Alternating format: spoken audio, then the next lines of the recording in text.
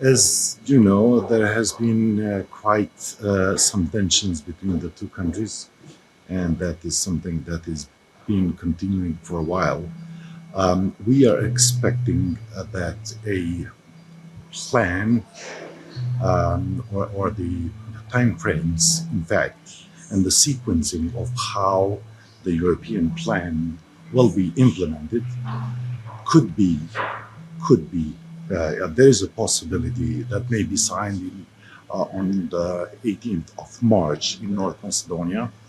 I personally do not believe that anything will be signed on the 18th, but I'm hopeful that quite soon we may have everything agreed in terms of proceeding with addressing the most pressing issues between the two countries that are now founded in the foundational document of the European Union.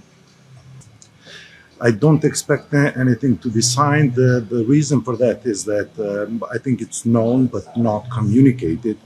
Until now, there was a sort of precedent, if you will, that both countries would agree on a number of issues, but the documents sort of had been signed separately. So there was always a facilitator, in some cases EU, in some cases United States, but it was not a bilateral signing of the agreement between the two countries, but rather bilateral signing of the same agreement with the facilitator. So that's why, and it has more implications than that. Signature would mean that the two countries are agreeing on a set of issues that they need to resolve.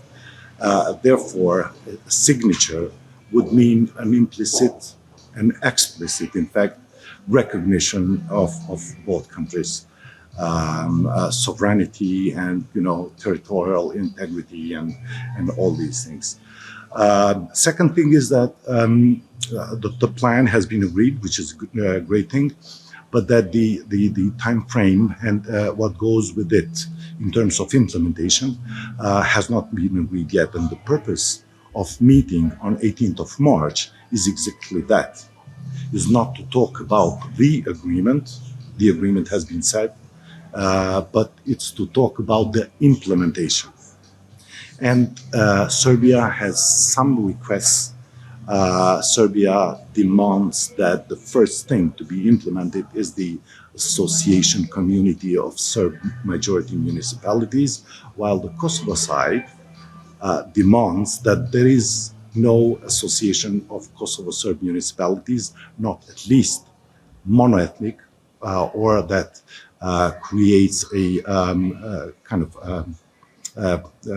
problem or another layer of administration and sort of self-governance in Kosovo, because that is not something that Kosovo would agree.